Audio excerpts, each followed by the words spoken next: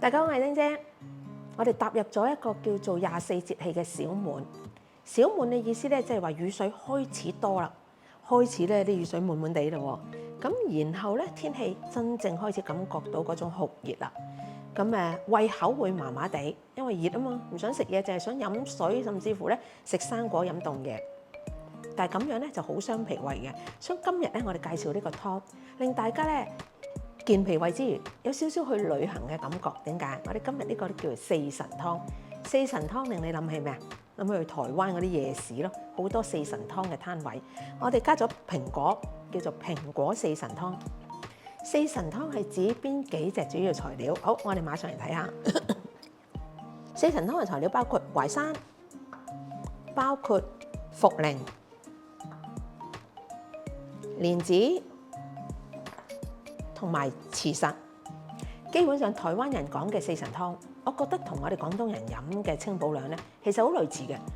大家係咪覺得清補涼都係呢啲嘅啫？就係淮山、杞子、慈實、蓮子，冇錯。所以我哋以後再去台灣，其實咧你又唔會覺得四神湯點解？喺台灣特別好飲，原因係點解？因為佢加多好多雜嘅材料。喺台灣嘅夜市最中意加啲咩材料啊？但係相對我哋又覺得冇咁健康，佢就會加咗一啲豬腸，即係嗰啲我哋叫粉腸啦。然後咧，甚至乎加啲豬嘅內臟啦，再加啲胡椒落去啦。再佢哋咧好有特色咁咧，有啲一字牌咁，你咧就齋嚟嘅，就黐住食咧，感覺咧就好似好舒服，好滿足感。好啦，咁我哋今日咧就將呢個四神湯咧一樣用咗呢四種材料。四種材料咧就係頭先再重複一次啦，就係淮山啦、茯苓啦、蓮子同埋慈實。跟住咧就加咗蘋果，因為蘋果咧令小朋友飲落去咧，成個湯咧好清甜。紅蘿蔔，然後咧就仲有咧豬展骨。我哋雖然咧冇一條條嘅一字牌，不過豬展骨咧令呢個湯咧就充滿咗咧又有鈣質啦，又有肉味。然後咧加咗廣東人煲湯必備嘅陳皮。好啦，我哋馬上去示範。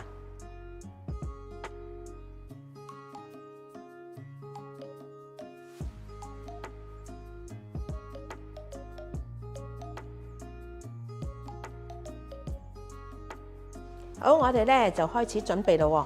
我哋首先咧又係啦，將啲豬展骨咧，我哋飛咗水啦，出咗水之後，然後咧就擺落去，跟住擺埋啲紅蘿蔔啦。蘋果，因為煲生果湯嘅蘋果咧就唔好去皮啦，留翻啲皮喺度。咁啊，你可以視乎個大細啦，切細粒啲都得嘅。咁四神湯嘅材料頭先講咗啦，就有茯苓，白雪雪嘅。佢嘅好處咧就係去濕健脾，加埋生曬嘅淮山。之前我介紹過嘅，用啲生曬淮山啦，比較厚身啦，就冇俾硫磺漂過咧，食出嚟嘅口感都好啲嘅。好啦，咁呢個值得介紹一下喎。呢個係蓮子，你話咦蓮子？丁姐有啲咧係冇皮冇衣，有啲咧係白雪雪。呢個咧係紅蓮有衣，應該揀邊個？我通常咧就會揀咧紅蓮。